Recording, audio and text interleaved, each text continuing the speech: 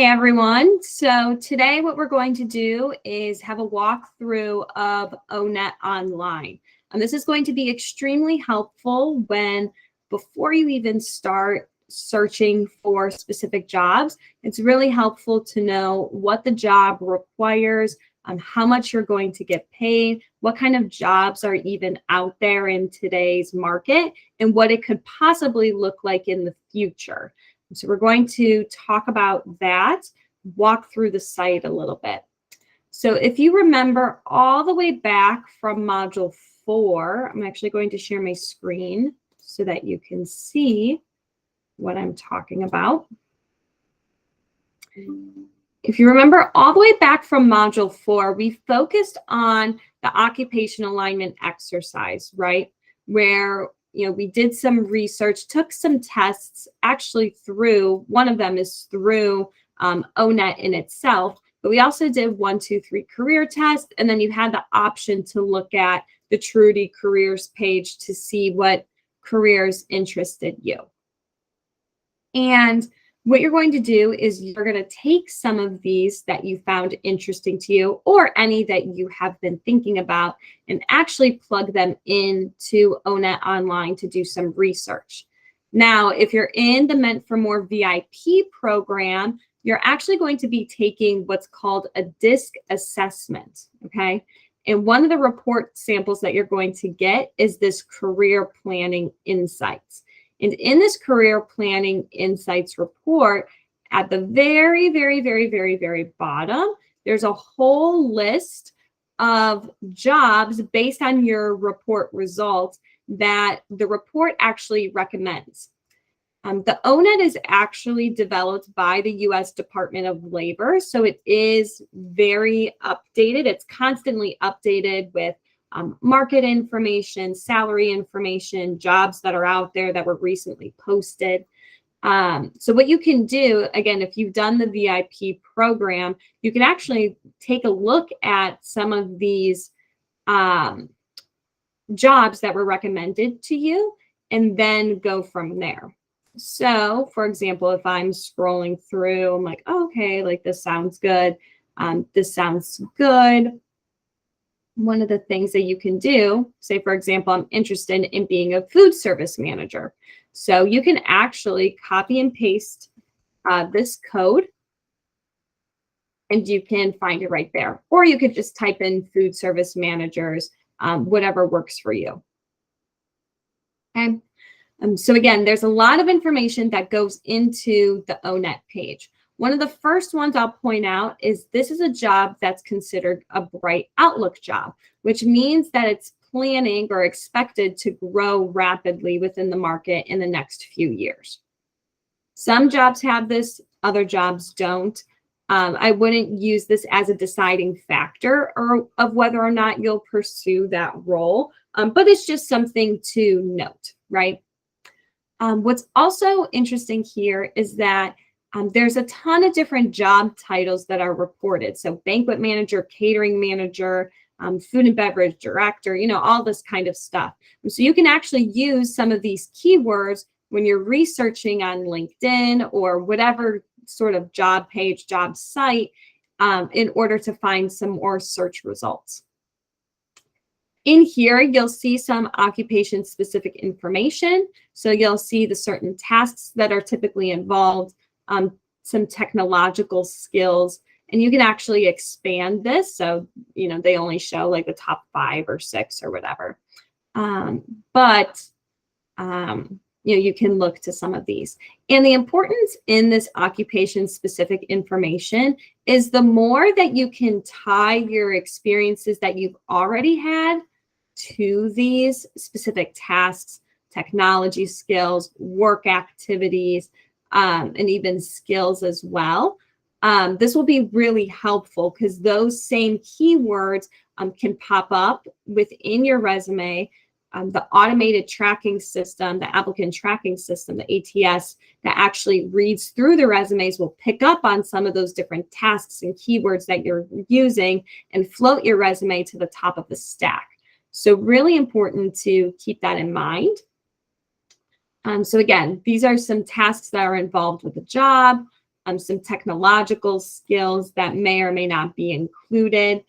This is also an opportunity where you can add your different core competencies or transferable skills. So something to keep in mind. This, goes for here as well. So for example, you have a lot of activities in training and teaching, incorporating some of those into your resume in order to align more to the job. The more that you can align to the job and say, hey, these are the specific experiences I had, here's the impact, and this is how it could be valuable to your company, better. The more you can show that throughout your job applicant process, from resume, LinkedIn, cover letter to the interview, networking, the better. And we're going to go more into this kind of stuff when we get to phase 4 of the Meant for More program, but I wanted to kind of highlight and foreshadow it. In this phase specifically, it's going to be more so about researching and gathering information. We're focusing in this particular module about money mindset and salary negotiations. Well, not salary negotiations, but having an expectation for a salary, not necessarily negotiating it. But this will be one of the tools that you can use for that. But like I said, there's so much in here that you're more than likely going to be using this site over and over and over again, which is a good thing, which is a very good thing.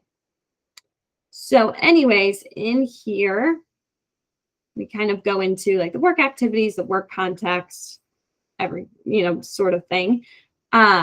Experience requirements. So this is actually saying if some preparation is needed, what kind of education or certificates, are required. And you can actually search this by state or by nation. So if you are looking for a food service manager certificate or credential, you can actually find a ton of different certifications that are on here, right? So even if you don't necessarily have, a college degree in it, right? You can see if there are other sorts of trainings or certifications that you can get to help you have this role, even like without having to go back to school again to learn all the things. So that's something I want to deconstruct as well, is that just because you're jumping into a new field, that doesn't mean that you have to go back to college. That doesn't mean you have to go get a degree. That might be a matter of using the skills that you already have and applying them to a different industry or position. That's called transferable skills. So very common skills that you use no matter what job you're in, like communication, time management, adaptability, working with others, things like that. But then also the other part of it is, can you actually get training done or any sort of credentialing? So like I said, you can find certifications nationwide, but then you can also find by your zip code. So I'm just going to put my zip code as an example, and you can see what kind of opportunities are out there. So that is one of the great things about this site as well. Like I said, these are some of the skills and the knowledge that's needed. Again, a lot of these are called transferable skills. So things like critical thinking, time management, those are pretty typical to be applied in a lot of different jobs and settings. But the more that you can mention these sort of words or activities within your resume, the better. Or the more that you're able to articulate those stories that you've already had, the better. Again, I'm giving a lot of precursor information for phase 4, but just really helpful to know and start thinking about. Okay. Here it shows the education, some of the abilities, interest. You'll see this. This is actually very similar to the ONET interest profiler. This, I think it's like the 6 components or characteristics. So this one pulls on about 3 or 4 of them. So just something to keep in mind, and that's how it goes hand in hand. Well, part of it goes hand in hand with the ONET interest profiler. There's some work values. These can be really important as you thought about your company and personal values way back in phase 1. So see and kind of check if some of those pop up for you. Work styles will be important too. If you're actually in the DISC, or not the DISC, the VIP program of Meant for More, one of the things in here I'll point out is that I'm trying to find it. Okay, ideal environment. This is showing like the ideal work environment that would be best for you. So these are some things. These are some things that you can check on if, hey, like, is this job actually aligning to what my ideal work environment is, right? Even like checklists for communicating, like you can see how some of these different pages, again, like the strengths, your different needs, how the ideal environment in your checklist for communicating, how those line up to this. Again, it doesn't have to be a perfect 100%, but just something to keep in mind as you're looking for different positions. What I really wanted to go over, and this is going to be applicable to phase 3 in this particular module, is the wages and employment trends. So you can look at, oh gosh, a lot of different things in here, right? So you can see the projected growth, projected job openings, state trends. So you can actually look at what it is like in your state specifically.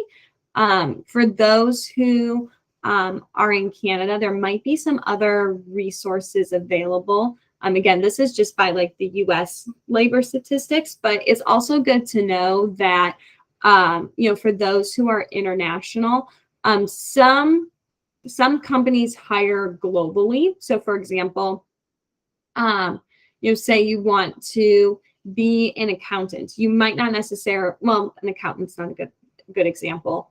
But maybe if you wanted to work as like a consultant, for example, that even if you're located in a different country, your company could be located within the US, right? So this is just something to know. But you can even look up a lot of things on the Bureau of Labor Statistics or whatever your country provides for labor and employment trends. But for the US in particular, there's a lot of different facets of the wages and employment trends that you can look at.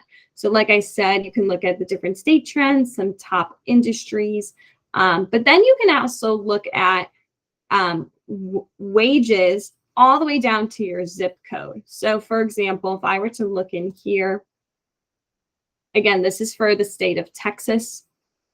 You'll see a couple different things, right? So you'll see how it is in the state of Texas, how it is in my particular city, and then how it compares to the rest of the United States. And this is like a low, median, and high averages, right? What you can also do is look at some other different cities around you and kind of see where you fall. This is going to be really important because when you are applying for jobs, for example, say you're just getting into this industry, you're just starting, and you live in the Dallas-Fort Worth area. If they're saying in the job description, hey, the salary for the job is $30,000, this is where you can use the power of market research to negotiate an offer, right? So for example, you could say, hey, based on my market research, you know, I've noticed that, you know, based on my experiences, the average price or the average salary for this particular job for someone with my skill sets and my experiences is around, you know, $37,000, right? So that's just something to keep in mind. And this is going to be really helpful for you a lot of in this module, we were talking about how do you build confidence when it comes to money? How do you reframe your money mindset, right? And it's not only working on it emotionally by providing some healing and affirmations in those areas, but then it's also doing it logically by coming into, an interview or even a job application and start to know, hey, this is kind of what I'm working with salary wise. Here's, kind of the average in my city, in my area. Here's the low end of the spectrum, and here's the higher end. So that's just really helpful to know, as even before you go into applying for jobs, finding something that aligns to you and your values. So this is a component, and that way, it makes you feel more confident to say, hey, like, I deserve to have this much, right? Like I said, it's not only an emotional, way to boost your confidence and reframe your money mindset, but then it's also looking at the data, actually looking at the facts. So again, you can change it by state as well. So if you're moving to a new city or a new state, excuse me, you can look at, how it changes, right? You could do biannual, you could do hourly as well. I mean, there's a lot of different things in here. So I just wanted to point out those two things in the wages and employment trends. And then also, if you want to get like a head start, quote unquote, you can actually look at job openings on the web, right? You could do it by state, you could do it locally, and you can see when and where this was posted. So for example, like December 14th, like that was just 6 days ago in Denton, Texas, which is about like an hour from me or so. But you can see a lot of different posts, and you can actually do it. You can order it by when it was posted. So there are even a couple that were posted today. Assistant General Manager at Erickson Living. Like, oh my gosh, how awesome, right? So a lot of different things on here. And you can actually, say, for example, I wanted to do this. It will take you right to the job application page.